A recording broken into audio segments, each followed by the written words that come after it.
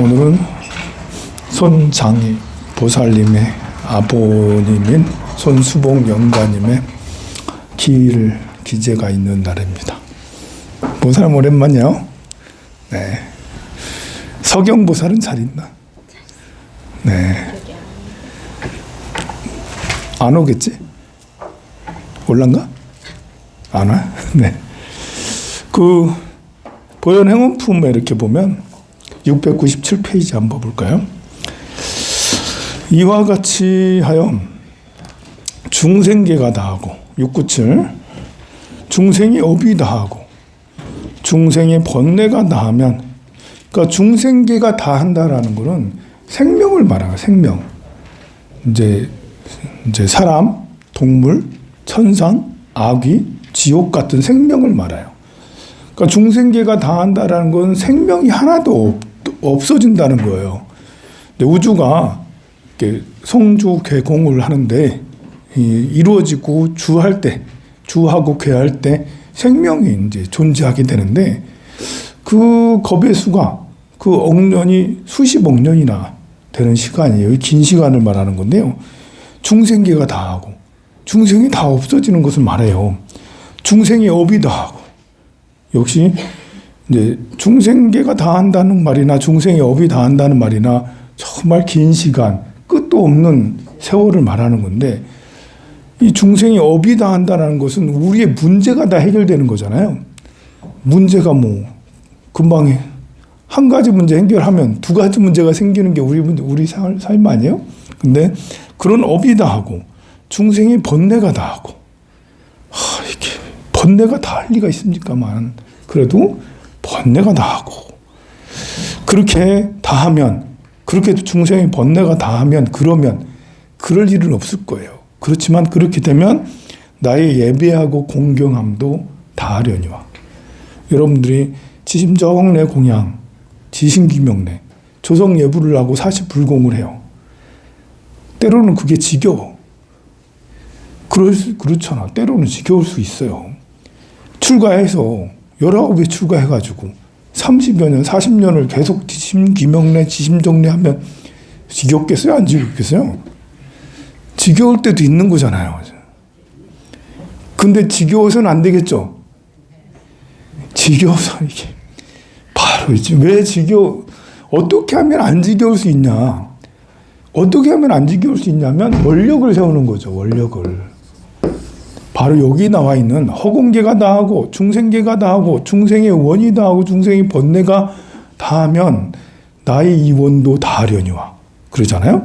예배하고 공경함도 다하려니와. 중생계가 다하면 나의 예배하고 공경함도 다할 수 있어. 그러나 중생계가 다하지 않으니, 중생의 번뇌가 업이 다하지 않으니 나의 예배하고 공경함도 다할 수 없다. 나는 반드시 해내리라 라는 원력, 예배하고 공경함을 맨날 조성예불을 맨날 해야 돼. 그게 나의 사명, 이 세상에 온 목적으로 내가 만들었어. 내가 일부러 만든 거예요. 내가 이 세상에 온 목적은 부처님한테 예배 공경하기 위해서 이 세상에 온 거예요. 그러면 아침 저녁으로 지신기명례 하는 게 지겨워요? 안 지겨워요? 그러면 안 지겨워질 수 있어요. 그러면 여러분들은 돈 많이 생기면 좋아, 이런 생각을 가지고 있으니까 돈 많이 생기면 지겹지가 않아. 돈 많이 떨어지면, 없어지면 힘들어. 그런 생각을 가지고 있으니까 돈 계속 없어지면 힘든 거예요. 근데 우리 예배하고 공경하면 너무 힘들어, 새벽에 일어나는 거 싫어, 이런 생각을 가지면 못하죠. 근데 원력을 세워서 중생과 중생의 업이 다하면 이 예배하고 공경함도 다하려니와. 중생계는 번뇌가 다함이 없으므로 내 앞에 예배하고 공경함도 다함이 없어 끊임없이 예경하건만. 여기 또 중요한 말이 있죠. 뭔가 말로 짓는 일에 예배 공경함에 지치거나 지치거나 싫어함이 없겠다. 나 지치지 않겠다. 내가 몸이 아무리 아파도 부처님 전에 나아가서 지심기명례 하겠다. 지치지 않는다. 싫어하지 않는다. 라는 것이죠. 그것만 예비하고 공경만 그러겠어요? 부처님을 찬탄하는 것도 두 번째 원이 찬탄하는 거잖아요. 부처님이시여 위대하십니다. 멸애시여 은공이시여 정변지시여 선서이시여 잘 가신 분이시여 모든 것을 잘 아는 이시여 천인 우리의 스승이시여 이런 부처님을 찬탄하는 것도 지치거나 싫어하지 않겠다. 허공계와 중생계 중생의 업이 다하도록 그것이 다할지라도 그래도 나는 찬탄하겠다 라는 거예요. 그 찬탄 말고 또 뭐 있어요? 공양을 올리겠다. 공양 올리는 것도 그렇게 하겠다라는 거예요. 법화경에 나오잖아요. 법화경에 그 일체중생의 희견보살이 몸을 만들어서 자기 몸을 소신공양하는 장면이 나오잖아요. 몇 생을 거듭해서 몸을 만들어 몸에서 향내음이 나도록 세상에서 가장 훌륭한 향을 내 몸을 만든 거예요. 세상에서 가장 훌륭한 향은 침향이라고 그러지. 내 몸을 침향으로 만드는 거예요. 침향으로. 온갖 것을 이렇게 좋은 것을 먹고 나쁜 것을 하지 않고 좋은 생각만 하고 향 같은 걸 바르고 뭘 이렇게 해가지고 몸을 그렇게 아름답게 만들어서 몸을 바치는 거죠. 부처님 전에. 불살라서. 그렇게까지 몇 생을 거듭해서 공양을 몸까지도 공양 올린다는 거니까 몸뿐만 아니라 재산까지 마음까지 신명을 다 바친다는 게 공양을 올리는 거예요. 공양뿐만인가요? 부처님 앞에 참여하는 것도 그렇게 하겠다. 지업이 너무 많으니까 참여하는 것들도 그렇게 중생계와 중생계 업이 다하도록 하겠다라는 거죠. 그리고 수의 공덕, 남이 짓는 공덕을 다른 사람이 절 다니면 훌륭하다라면서 심지어 나의 원수 같은 나를 엄청 해롭게 한 사람이라도 부처님 앞에서 무릎 꿇고 삼배했다면 훌륭하다 라면서 찬탄하고 기뻐하고 다른 사람이 보시하고 이 등 만들었잖아요. 저렇게 열심히 만들면 그 열심히 만들면서 뭐라고 좀 신경질도 내고 짜증도 내고 그런다 하더라도 그럼에도 불구하고 등 만드는 게 훌륭한 거지. 공양간에서 밥 그렇게 먹으면 안 되라고 그렇게 잔소리 들어도 밥을 절에서 해주면 그냥 고마운 그 수의 공덕인 거예요. 상대방의 단점보다는 그 절에 붙어서 뭐 딱정벌레가 되든 뭐가 되든 그냥 붙어가지고 절에 있기만 해도 그냥 고마워라 이러면서 훌륭하다라면서 그렇게 찬탄하는 것이 수의 공덕이라는 거잖아요. 그렇게 하기를 이제 가장 압권인 건 뭔 줄 알아요?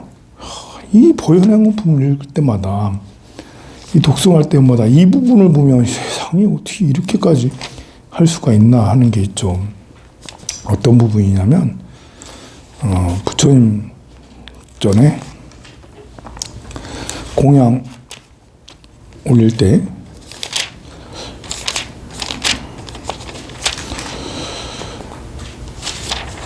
공양 올릴 때 어디 갔지? 이제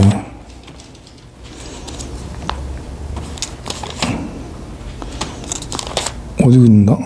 그냥 안 읽고 그냥 얘기를 할게. 그 부처님 전에 그 공양을 올리는데 뼈로서 붓으로 삼고 또 피부로서 종이로 삼고 그리고 피로서 먹물로 삼아 그렇게 해서 경을 써서 사경해서 올리기를 숨이 산 만큼 그렇게 해도 많은 게 아니라고. 그렇게 해도 지치거나 싫어하고 그러지 않겠다라고. 상수불화보네. 예. 몇 페이지예요? 709페이지에 보면 그 말이 있어요. 그렇게. 자신의 피부를 벗겨 종이로 삼고 뼈를 쪼개어 붓으로 삼고 피로써 먹물로 삼아 숨이 산 만큼 경전을 쓰셨듯이 법을 존중히 여기는 거로 신명을 아끼지 아니하셨거늘 하셨거늘 지금 곳곳에도 그렇게 해서 가지가지 행하기 어려운 고행 이렇게까지 고행을 하셨는데 이거 이렇게 그냥 그 숲에 가서 단식 좀 하고 일종식 하루 한 끼 먹고 이런 거 고행, 집 없이 살고 돈 없이 살고 옷 없이 살고 이런 거 정도야 아무것도 아니다. 그런 고행이 있겠느냐라는 것이죠. 이걸 보면서 우리는 이런 생각이 들 수도 있어요. 왜 이렇게 힘들게 살아? 꼭 그렇게 힘들게 살아야 되나? 야, 이거 왜 이렇게 힘들게 살아? 고행하면서 굳이 살아야 돼? 정말 뼈를 쪼개 붓으로 삼을 만큼 피를 내서 그 먹물로 삼아서 사경할 만큼 그렇게까지 살면서 왜 그렇게 살아야지? 그렇게 살면 행복해? 정말 행복할까요? 그렇게 살면 행복해요. 그리고 우리네 삶이라는 게 편하면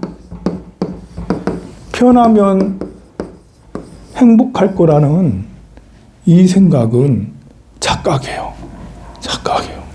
우리가 편하면 행복할 것 같아. 아무 문제가 없으면 나 행복할 것 같아. 그죠? 진짜 문제가 없으면 행복할 것 같아요. 돈이 엄청나게 많으면 행복할 것 같네? 돈이 엄청 많으면 행복할 것 같네. 예. 돈을 많이 얻으려면 또 지키려면 이 스트레스가 엄청 큽니다. 돈도 이렇게 쓰는 것도 쉬운 게 아니고 버는 것도 쉬운 게 아니잖아요. 그래서 우리는 이걸로도 행복을 느끼는 거야. 이렇게. 돈이 우리를 공격해. 많이 버니까 행복할 것 같아. 벌려고 해봐. 많이 벌려고 해봐. 얼마나 그 스트레스 많이 쌓여. 힘들어. 그냥 벌리는 게 아니야. 근데 벌리면 끝인가? 그걸 지켜내야 되잖아. 지키는 것도 쉬운 게 아니에요. 여러분들 그 밤잠 못 자. 지키려면. 또 점점 줄어들잖아. 줄어드는데 그걸 또 안 줄어들게 하려고 해봐. 그러니까 사실 돈이 많다라는 것은 문제가 없다는 건 아니에요. 돈을 많이 있다는 것은 큰 문제, 불구덩이를 안고 사는 거예요, 사실은. 돈 많은 것은 불구덩이를 안고 사 스트레스가 있는 거예요. 그렇지만 사람들은 그걸 좋아해. 고통이 없어진 상태를 좋아하는 게 아니라 돈도 욕망 중에 하나인데 욕망이 이렇게 있어도 그래도 그렇게 한 게 좋아해. 그래서 우리가 편하면 행복할 것 같아요. 이 돈 많은 건 편한 건 아니거든요. 돈 많아서 편할 것 같아도 그렇지 않아요. 자, 그래서 우리 이런 생각을 해볼까요? 제가 이렇게 읽은 책 중에 이런 게 있어요. 쌍둥이로 태어났어. 잘 봅시다. 쌍둥이로 태어난 A랑 B라는 여자가 있었어요. 그냥 부모님은 괜찮았어.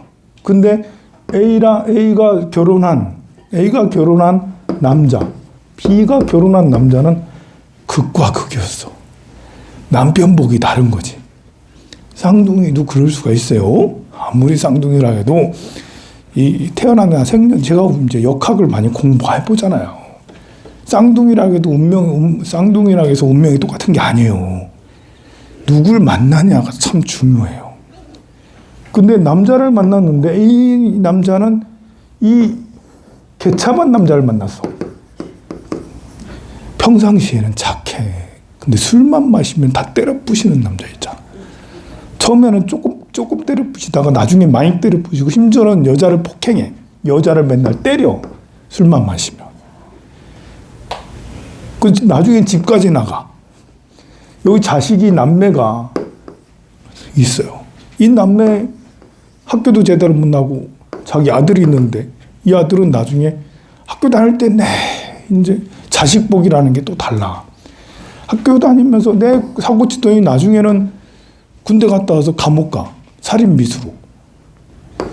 근데 B라는 똑같은 쌍둥이인데 10분, 5분 차이로 태어났는데 이 남자를 잘 만났어. 굉장히 보수적인데 열심히 돈 버는 사람. 재미는 없는데 열심히 돈 버는 사람. 만났어. 여기는 착한 사람을 만난 거지. 여자 일 안 시키고 정말 손에 물 하나 묻히지 않게 물 하나 묻히지 않게 정말 고이 여왕님처럼 이 B는 여왕님처럼 살고 이 A는 어떻게 살겠어요? 남자가 돈을 직장 다니다가 2, 3년 직장 다니다가 그다음부터 뭐 안 돼서 이거 뭐. 이 A라는 여자는 시장에 가서 양말 팔아. 양말 팔고 살아. 시장에 그냥 전 펴놓고 그런 거. 그렇게 해가지고 애 키우고 그렇게 했는데 아들은 참 역시 아빠 닮아서 개차 받는 버릇 되고 딸은 그냥 보통 아가씨요. B는 남자 잘 만나. 착한 남자 만났지. 그래서 여기도 남매가 있는데 유학. 이 아들, 딸들은 전부 다 유학파야. 공부 잘하는 수재야. 그냥 여기는 이 여성은 아들, 딸도 너무 공부도 잘해, 뭐도 잘해, 유학도 가. 집에서 여왕집 대접을 받아. 그래서 이게 자기 꼬도같이 태어나도 이렇게 운명이 다른 거예요. 그런데 나중에 어떻게 되냐면 이 남자 여기 A가 만난 남자는 나중에 집 나가거든요. 돌아와. 30년 후에 돌아오는데 20년 후에 돌아오는 25년 후에 아니지 20년 후에 돌아오는데 돌아와가지고 중풍 걸리고 치매 걸려서 돌아와. 세상에 얼마나 이 막장 살면서 이 A라는 여성은 고생하면서 젊었을 때 남편한테 맞아서 힘들었지. 나중에 시중드는 하고 힘들어. 근데 B라는 여성은 그런 게 없잖아. 너무 행복하잖아. 근데 과연 행복했을까? 했을 때 이 여성은 여기 있는 A, 이 남매, 이 조카한테 편지를 쓰고 죽어요. 편지를 쓰고 죽어요. 부럽다면서. 이게 부럽대. 자기 언니로 살아가는 게 부럽대. 자기는 귀하게 살았는데 너무 무료하고 너무 심심하게 살았다. 남들이 볼 때는 최고의 삶을 살았어. 그래서 이렇게 사는 A처럼 사는 건 너무 고생이 심한 극단적으로 살아가는 거죠. 근데 우리 인간의 삶이라는 게 이 B처럼 좋은 남자 만나서 여왕님처럼 사는 게 꼭 행복하냐 할 때 그렇지 않다. A처럼 살아도 이 A 엄마는 이렇게 정말 열정이 대단해. 이 아빠한테 맞아도 흔들리질 않아. 엄청 맞고 그래도 다시 또 시장에 가서 열심히 또 하지. 나중에 그 중풍 걸리고 치매 걸리고 와서도 간호를 또 그렇게 열심히, 간병을 또 열심히 그렇게 해요. 나 같으면 그 원망에서 쫓아내버리고 안 할 텐데 그 마음이 단단한 마음이라는 게 있잖아요. 살면서 어떤 긍정성이 있었겠죠. 그러면 그건 비슷한 거거든. A하고 B하고 성정은 비슷할 거거든요. 쌍둥이이기 때문에 성정이 비슷해. 이 역경을 이겨낼 수 있는 그런 사람이 이렇게 심심하게 살아봐. 이렇게 심심하게 살고 일하려고 해도 그럼 왜 죽냐? 차라리 언니를 도와서 옆에서 일이라도 좀 해가며 살지. 라는데 그게 사회가 이미 짜져진 판에서 자기가 뭘 하려고 해도 용기도 나지 않고 하려고 해도 잘 안 되고 이런 게 있는 거죠. 그래서 우리 사람의 인간의 삶은 편하게 인간의 삶은 이 편하게 살면 행복한 것이 아니라고. 대접받으면서 귀하게 사는 것이 아무것도 안 하고 문제없이 사는 것이 우리에게 사람이라는 우리 동물은 그런 것이 당장은 좋아 보여도 행복한 거 아닌 거예요. 스트레스 쌓이고 막 괴로운 것들이 막 있고 문제가 가득하고 투자하는 것마다 다 물리고 다 마이너스가 되고 나 만나는 남자마다 정말 개차반 만나고 뭐 몸은 여기저기 아프고 뭐 맨날 이 문제가 뭐 수십 곳에서 여기 터지고 저기 터지고 자식을 낳았더니 자식도 문제고 이렇게 살아가는 것이 나쁜 것 같아도 사람은 본래 그렇게 그렇게 살아가면서 내 의미를 뭐 찾아가죠. 그런데 그렇게 고생하면서 살 필요는 사실은 없어요.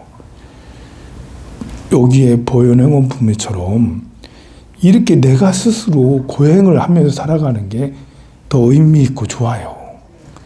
이 굴곡진 세상의 삶을, 이 풍진 세상의 이것들을 다 피부로 그대로 받아가면서 살아가는 거 살아가지 말고 부처님의 법으로 내가 일부러 그 3000배를 하고 사경하고 막 정말 하루 종일 염불 하고 기도하고 다리도 아픈데 다리 이거 이렇게 때려가면서 또 앉아서 독송 금강경 독송하고 다란이 독송하고 허리 좀 폈다가 다시 또 앉아서 다리 두두두두 그렇게 하고 이렇게 하는 것이 힘든 것 같지만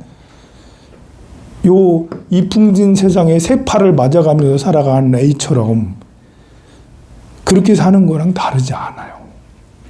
그런데 그 A처럼 살아가는 건 너무 잘못 자칫하다가는 못난 거 한만 잔뜩 남을 수 있다고. 그러면 마음속에 죄가 가득할 수가 있어. 그렇지만 부처님 법으로 살아가는 것은 자기를 성장시키는 거잖아요.